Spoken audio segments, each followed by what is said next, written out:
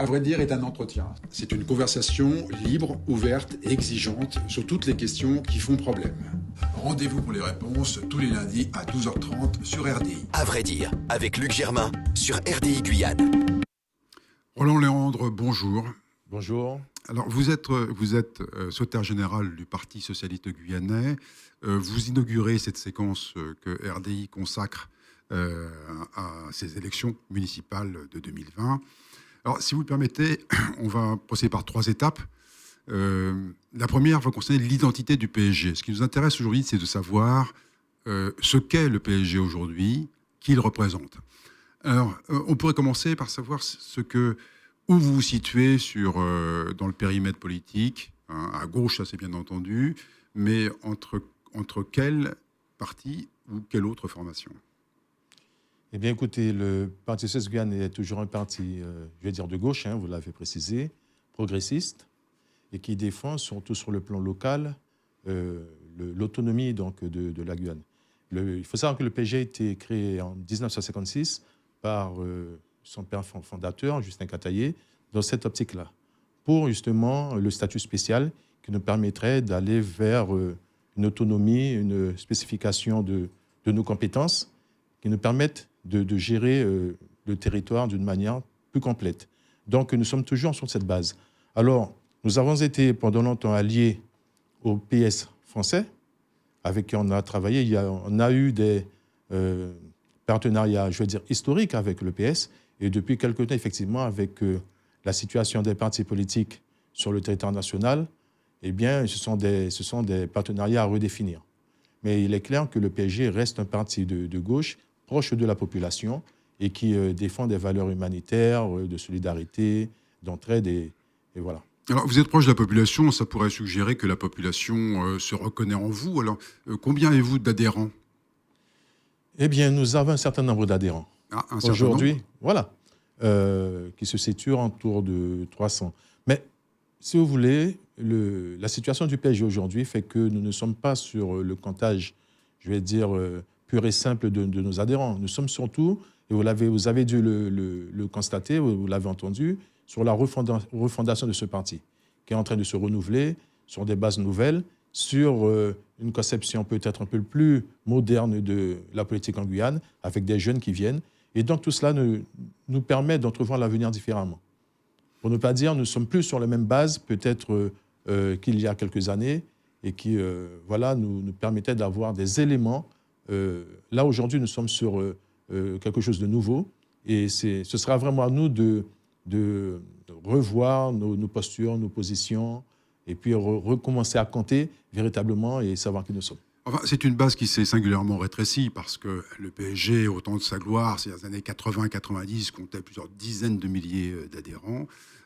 Aujourd'hui, vous me dites 300, c'est ce qui montre une décrue spectaculaire. Vous n'êtes pas les seuls, ça touche l'ensemble de la classe politique. Question quand même à partir de cette base-là, combien de toulouris, combien de sections seront mises en place ou seront à l'œuvre pendant ces élections et dans combien de communes ?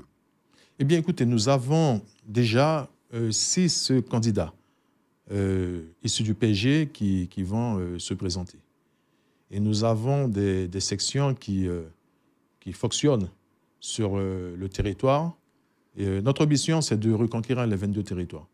Aujourd'hui, nous en sommes à peu près à la moitié en termes de sections qui agissent.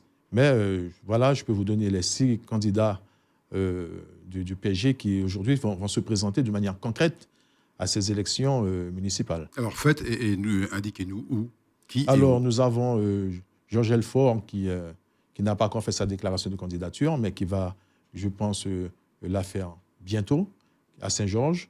Nous avons sur Marcourt, il y a Thierry, lui, qui a fait sa déclaration il y a quelques jours. Nous avons Sénel Lama sur Rémy-Montjoly. Nous avons sur Sénamarie André. Nous avons à Saint-Laurent donc Wender Karam. Et puis moi qui suis candidat à Matoury. Alors, vous indiquez que votre parti est un parti moderne. Au risque de vous déplaire, je dirais que ça ne se voit pas vraiment à l'extérieur. Un parti moderne, c'est un parti qui, par exemple, aurait pu tirer des conclusions ou des conséquences du mouvement de mars-avril 2017 et modifier ses rapports à la société. Alors peut-être se trompe-t-on, Pouvez-vous me dire en quoi êtes-vous moderne? Mais en quoi nous sommes modernes? Parce que nous avons effectivement bien pris en compte les événements de 2017.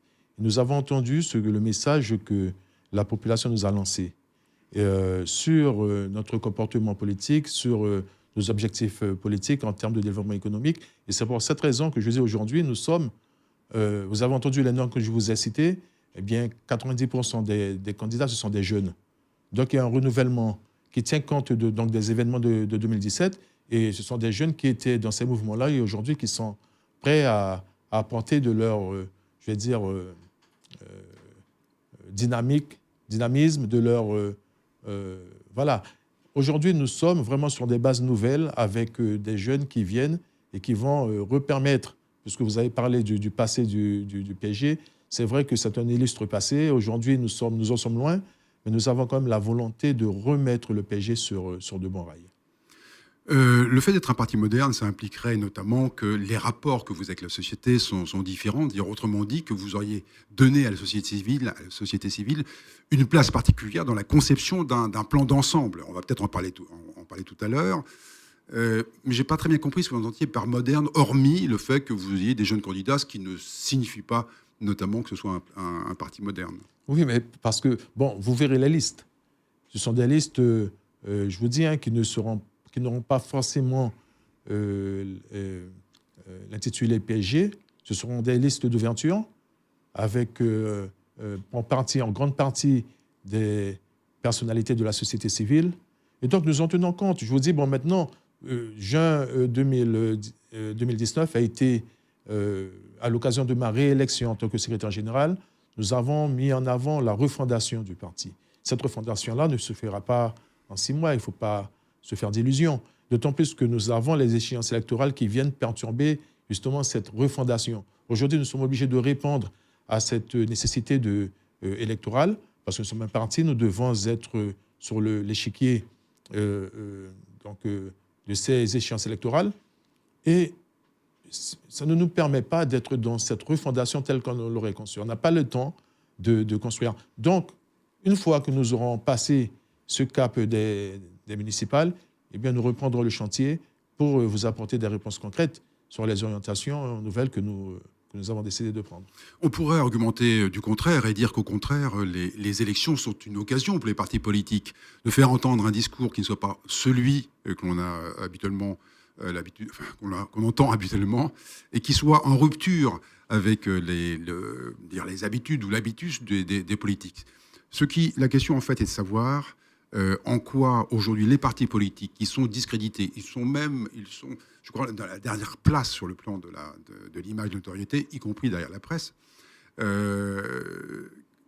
Quelle réponse apportez-vous à ce renversement qui paraît nécessaire entre les partis politiques qui disent toujours la même chose, c'est qu'on va s'occuper des écoles, etc., et qui, en fait, ne réinventent rien dans leur rapport avec la société? Ça, c'est vous qui le dites, puisque de toute façon, nous travaillons avec les gens. C'est ça l'avantage d'un parti, nous sommes sur le terrain, et nos idées rencontrent souvent celles de la population.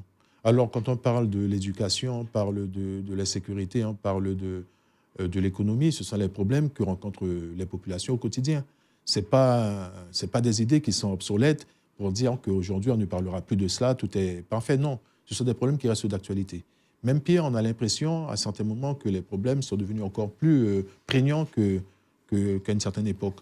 Donc, ce sont des problèmes qui sont d'actualité et les partis politiques ne peuvent pas se détacher de l'opinion, des besoins de la population. Donc, tant que nous ne serons pas à même d'apporter à ce pays les éléments qui lui permettent d'évoluer dans de bonnes conditions, eh bien, nous continuerons à prôner un discours qui va nous permettre d'aller vers ce que je dis tout à l'heure. Je l'ai dit, je l'ai annoncé, vers l'autonomie. Et je pense que cette autonomie-là, tant qu'elle ne sera pas acquise, eh bien, nous nous retrouverons effectivement, comme vous le dites, dans les mêmes situations d'il y a quelques années. Alors, comme vous évoquez, on viendra sur les questions économiques dans le deuxième volet, mais vous évoquez l'autonomie, qui nous rappelle d'ailleurs le statut spécial de Gataillé. Est-ce que vous vous retrouvez dans les conclusions du dernier congrès? Eh bien oui, bon, on va dire tout ça pour ça. Moi, je pense qu'effectivement, on aurait pu faire d'une manière beaucoup plus brève ce congrès et arriver à ce statut sui generis. Pour nous, nous l'avons prôné, nous disons qu'il faut effectivement un statut spécial. Et le sui generis qui a été retenu par le congrès correspond parfaitement à ce besoin d'étudier point par point la nécessité pour la Guyane. Alors, sur quel plan ce dispositif, ce cadre institutionnel pourrait-il permettre de faire ce que l'article 73, alors je prends par hasard, on pourrait militer sur autre chose, mais ce que l'article 73 peut permettre de faire, comme l'habilitation, l'expérimentation, par exemple, des lois? Oui, mais nous avons vu que l'habilitation demande beaucoup d'énergie, puisque beaucoup d'accords, ça doit être validé par chaque décision qui sont prises, doivent être ensuite validées par le gouvernement. Et là, on n'est pas sorti de l'auberge. Moi, je crois qu'il faut d'autres processus qui soient plus liés aux besoins de la population, à la demande même de la population. Et le sui generis nous permettra de demander des compétences. Pas des habilitations, mais de recouvrer carrément plus de compétences, plus de moyens de travailler, de prendre des décisions. Et moi, je pense que c'est en cela qu'il y a une différence fondamentale entre le 73 et des habilitations et un sui generis où on aura d'une manière plus ou moins partagée ou pleine des compétences qui nous seront dévolues. Alors, dans ces dispositions, on va prendre un exemple concret. Grosso modo, on a un chômage à 22%. Si on y ajoute le fameux halo du chômage, il faut multiplier les chiffres par 2. On a sur la population active occupée la moitié pratiquement qui est sans emploi, qui en cherche ou qui est dans une situation d'emploi précaire. Dites-moi en quoi l'évolution du statut, donc ces exercices pratiques, vous permettrait de mettre en place des dispositions qui soudainement feraient reculer les chiffres du chômage. Bien écoutez, parce que nous aurons peut-être déjà face à nous notre propre responsabilité. Moi, je pense que c'est celle-là qui est d'abord qui peut être le premier moteur pour une évolution de la société concernant le chômage. Aujourd'hui, ce qui se passe, c'est que nous avons toujours peut-être l'impression que c'est la faute des autres que nous n'arrivons pas à faire ce que nous devons faire. Là, une fois que nous aurons les compétences, nous serons face à nos responsabilités. Et la population pourra effectivement avoir un jugement, je crois, plus vrai de notre action, de ce que nous faisons, de ce que nous ne ferons pas. Et je pense que c'est déjà un élément essentiel dans la manière de se comporter, parce qu'effectivement, nous serons contraints de mettre en application les possibilités que nous avons nous-mêmes, de mettre les leviers, que ce soit fiscaux ou autres, et que ce soit au niveau de l'entrepreneuriat, la création industrielle, enfin tout ce qui nous permettrait vraiment d'ancrer un vrai développement économique et de pouvoir ensuite bénéficier des retombées de ces dispositions. Alors, si on considère les ressources de la Guyane, selon vous, d'après le diagnostic que vous avez fait et qui devrait inspirer les propositions à venir, quels sont les secteurs d'activité qui pourraient tirer l'économie guyanaise et la sortir du marasme, en tout cas sur le plan de l'emploi, qu'elle connaît aujourd'hui? Et nous avons dit qu'il faut aujourd'hui que la Guyane puisse avoir aussi des industries. Nous avons des richesses, que ce soit les mines, que ce soit la mer, que ce soit nos ressources maritimes, que ce soit nos ressources forestières. Nous avons, que ce soit notre environnement, notre biodiversité. Nous avons aujourd'hui des ressources qui sont réelles et que nous sommes incapables aujourd'hui ou de mettre en valeur ou de pouvoir les exploiter d'une manière que cela profite à la Guyane. Et moi, je pense qu'il faut qu'on ait un œil vraiment attentif sur ce point-là, tout en préservant la nature, tout en préservant notre qualité environnementale. Mais nous devons être en mesure de réfléchir sur comment nous allons faire bénéficier la Guyane. On ne peut pas avoir autant de richesses et s'asseoir dessus pour des raisons que personne ne peut expliquer aujourd'hui. Parce que nous avons un chômage, comme vous l'avez dit, qui trône à 22% au moins. Et nous vivons très bien de cette situation qui est inacceptable. Alors, vous savez, en Espagne, par exemple, les partis politiques ont cédé la place à la société civile d'une certaine façon. Aux côtés de Podemos, on est des mouvements avec des plateformes citoyennes. qui, elles, ont répondu en grande partie aux besoins des habitants, au point que le maire de Madrid a été élu il y a 5 ans, avant de perdre les dernières élections. Il y a un certain nombre de villes, comme Barcelone, donc, qui sont très importantes, où la société civile a pu mettre en place des dispositions qui permettaient, par exemple, de récupérer les logements dont les locataires étaient évacués et créer une économie participative. Vous êtes-vous inspiré de ces modèles? Il y en a d'autres, mais notamment, est-ce que vous êtes sorti du système classique, conventionnel, du politique qui parle et de la société civile qui agit? Non, mais comme moi je le dis, aujourd'hui, il faut que nous soyons face à nos responsabilités. Et à partir du moment que nous aurons les leviers de ces responsabilités-là, eh bien, nous ne pourrons plus nous cacher et nous serons obligés de nous mettre autour d'une table avec tous les acteurs économiques. Nous ne sommes pas Madrid, nous ne sommes pas Barcelone, puisque ce sont des pays qui ont l'autogestion, je veux dire. Ils ont la possibilité de parler, de faire et d'avancer sur des dossiers qu'ils abordent. Nous ne sommes pas dans ce cas-là. Nous, à chaque fois que nous devons faire un pas, nous devons demander quitus. Voilà. Il y a des contrôles qui viennent, et même quand... Moi, je vais vous donner un exemple qui est simple. L'exemple du PLU. Vous entendez qu'il y a beaucoup de collectivités, de municipalités qui sont retoquées par rapport à leur PLU. Mais il faut savoir qu'au moment de l'élaboration du PLU, il y a des comités techniques qui sont composés de tous les partenaires institutionnels. Vous parlez du plan local d'urbanisme, là. Voilà, je parle du plan local d'urbanisme. Il faut savoir qu'à l'élaboration de ce document, autour de la table, lors des réflexions, eh bien, il y a tous les partenaires institutionnels, l'État, la DIAL, enfin, tous ces gens-là qui sont autour de la table. Eh bien, quand le document va maintenant pour validation, eh bien, ceux-là qui décident retoquent le document qui a été travaillé avec leur propre service. Vous comprenez? Donc, on se trouve en Guyane dans une situation, je vais dire, qui ne permet pas aujourd'hui aux collectivités d'être claires dans les besoins, dans les envies et dans les décisions. Donc, je pense qu'il faudrait que nous soyons dans des conditions qui nous permettent d'être responsables de ce que nous allons décider. Et de le décider avec les partenaires locaux, avec les institutionnels, avec les socioprofessionnels et tout le monde qui pourra faire avancer les dossiers. Les exemples que j'évoquais tout à l'heure de Madrid et Barcelone sont l'exemple d'une société civile qui, contre les politiques au pouvoir, notamment le gouvernement de Rajoy, ont pris des initiatives qui ont réussi à contrecarrer le cadre institutionnel. Donc on n'est pas dans une espèce d'harmonisation des rapports entre le pouvoir central et le pouvoir local. On est dans une organisation dans laquelle la société civile, avec les partis les plus réformistes, d'une certaine façon, a pris le pouvoir, a pris l'initiative qui ont eu des impacts sur la vie économique.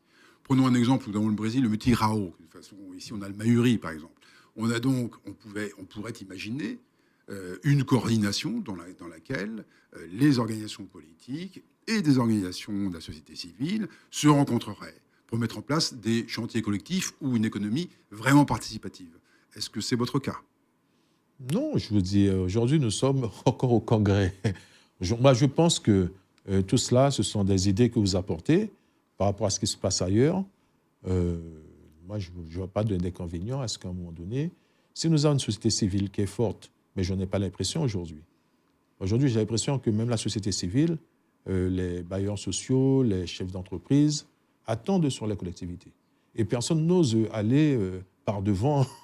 Voilà, nous en sommes là aujourd'hui. Donc, ce que vous dites, moi, je peux l'entendre à condition que nous ayons effectivement un monde économique qui soit en mesure de porter aussi des revendications. Et tout cela ne va aller que dans le sens du progrès pour la Guyane. Aujourd'hui, ce n'est pas le cas. Nous avons des entreprises qui ont peur de se mouiller par rapport à la situation justement économique du territoire. Alors, on a quand même l'impression que les partis politiques n'ont pas tiré les leçons du mouvement de mars-avril 2017 qui a fait éclore des organisations, des comités, des collectifs, je ne sais pas si vous vous en souvenez, qui se sont organisés de telle façon à saisir des champs de compétences comme l'éducation, la santé, les transports notamment, ou la construction. Ça n'a pas eu de suite, et ça n'a pas eu de suite parce qu'il n'y a pas eu les relais. Alors, sur le plan institutionnel, on peut comprendre qu'il n'y a pas eu les relais, et sur le plan politique, on a pu s'étonner que les partis politiques n'aient pas saisi cette occasion pour reconsidérer leurs relations avec la société civile et essayer de construire des propositions sur la base de cette organisation qui, finalement, s'est développée ailleurs, dans d'autres pays. Alors, est-ce que vous ne pensez pas que mars 2017 a été pour vous, le PSG, une occasion manquée ? Mais bien sûr, quelque part, je ne vais pas vous dire que nous avons tout fait. Le PSG était dans une situation lui-même, je vais dire, voilà. Aujourd'hui, on est en train de refonder ce parti. Et donc, le PSG était malade. Moi, je ne vais pas vous dire autre chose que cela. Est-ce que vous demandez à un malade d'aller faire un 100 mètres ? Non. Donc, ne nous demandez pas d'avoir la performance que nous aurions dû avoir en cette période. Ce n'était pas possible. Moi, aujourd'hui, je suis dans la refondation de ce parti. Oui, mais enfin, la refondation, ce n'est pas un programme politique. Vous allez vous présenter d'ici 15 jours ou 3 semaines devant des électeurs. Il va falloir leur dire autre chose que nous sommes de la refondation politique. Non, mais si les électeurs me demandent pourquoi je ne suis pas comme j'étais il y a 20 ans avec 10 000 adhérents, je leur dis voilà, la situation elle est différente et que le PSG est en train de se reconstituer, de se reconstruire, de reproposer une offre économique à la population. Et voilà, donc moi je ne suis pas là pour dire autre chose que la vérité aux gens. De telle façon, ils savent, comme vous le savez aussi bien que moi, la réalité des choses. Donc ça ne sert à rien que je vous dise autre chose que la vérité. Bon, il y a une question ici qui est récurrente depuis des décennies, c'est-à-dire même qui était pendante avant même la départementalisation, c'est celle de l'attribution des terres. Il y a eu des projets de loi, notamment déposés par Mme Taubira, mais ce n'est pas la seule, qui ouvraient la possibilité aux collectivités et ultérieurement en perspective à d'autres d'avoir accès au terrain. Il a fallu en fait qu'on attende un peu aujourd'hui que ce soit l'État qui prenne l'initiative et qui libère un certain nombre de surfaces et de terrains pour des communautés. Alors là, on pourrait s'étonner que vous n'ayez pas repris les vieilles revendications de la quasi-totalité des partis politiques de gauche, qui était de dire il faut opérer une redistribution des terres. Je ne l'ai pas entendu, alors peut-être raison dans le programme, mais est-ce que ça vous paraît, je ne dis pas une révolte agraire, je ne parle pas de ça, d'inspiration marxiste. Non, je dis une redistribution des terres sur un schéma de développement concerté. Ça vous dit quelque chose ? Bien sûr. D'autant plus que je suis moi-même, vous parlez au président de la PATAG et au président du GRAFOGI, le groupement des associations foncières de Guyane. Donc, à double titre, et je suis aujourd'hui secrétaire général du Parti socialiste du Guyanais. Donc, on me parlait de quelque chose qui me tient à cœur et que pour des luttes que je mène depuis que j'ai 24 ans. Je n'ai 55. Donc, effectivement, ce constat-là, je peux vous l'accorder. Encore une fois, et moi, je ne peux que déplorer le fait que peut-être que nos politiques ne prennent pas suffisamment à bras-le-corps ce dossier du foncier. Et moi, en tant que secrétaire général du PSG, je viens avec ce carcan-là de président d'association foncière, et je dis à haute et intelligible voix, j'espère, qu'il faut que la terre soit redistribuée aux gens de ce pays. Et parce qu'il y va de... pour moi, il est vital aujourd'hui que l'on puisse satisfaire à nos besoins alimentaires par une production locale. Puisqu'on sait bien que plus souvent, j'en discutais dernièrement avec des agriculteurs, nous héritons, nous, en Guyane, des produits de dégagement. Ce qui veut dire que tout ce qui atteint la date de péremption. Voilà. Et donc, on remet une nouvelle date de péremption sur les produits et on nous les envoie avec un délai supplémentaire. Et voilà de quoi nous sommes nourris dans ce département-là. Donc, je pense qu'il faut vraiment qu'à un moment donné, qu'on dise stop. Et pour ça, il faut que nous soyons nous-mêmes en mesure de produire. Pour produire, il faut que la terre soit libérée. Et ça a été mon slogan, libérons la terre en faveur des Guyanais. Donc, ce sont encore une fois sur des dossiers, une fois que nous serons suffisamment forts, eh bien, vous entendrez la voix du PSG, mais vraiment à tue-tête pour ces dossiers-là. Merci Roland Léandre. Je rappelle que vous êtes secrétaire général du PSG et donc candidat pour les prochaines municipales de mars 2020. Merci. Merci bien. À vrai dire, est un entretien. C'est une conversation libre, ouverte et exigeante sur toutes les questions qui font problème. Rendez-vous pour les réponses tous les lundis à 12h30 sur RDI. À vrai dire, avec Luc Germain.